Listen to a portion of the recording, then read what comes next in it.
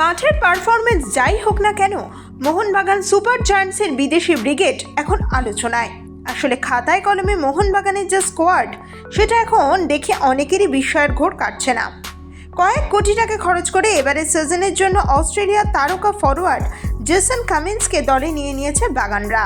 Club সমর্থকদের একাংশ মনে করেন অজি তারকার পা থেকে দেখা যাবে একের পর এক দুর্দান্ত গোল, কিন্তু বাস্তবে তেমনটা হয়নি।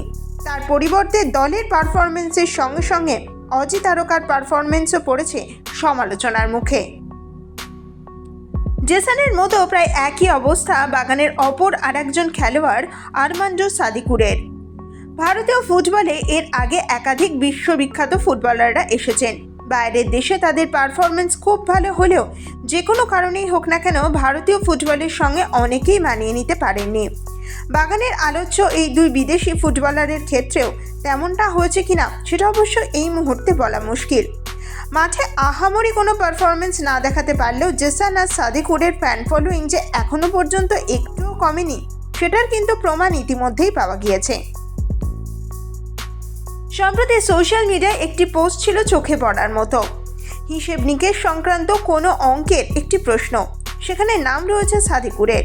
এবারের এই সাদিকুর আর কামিন্স বাগানের দুই ফুটবলারকে মাথায় রেখে প্রশ্নকর্তারা লিখেছেন কিনা সেটা অবশ্য জানার উপায় নেই।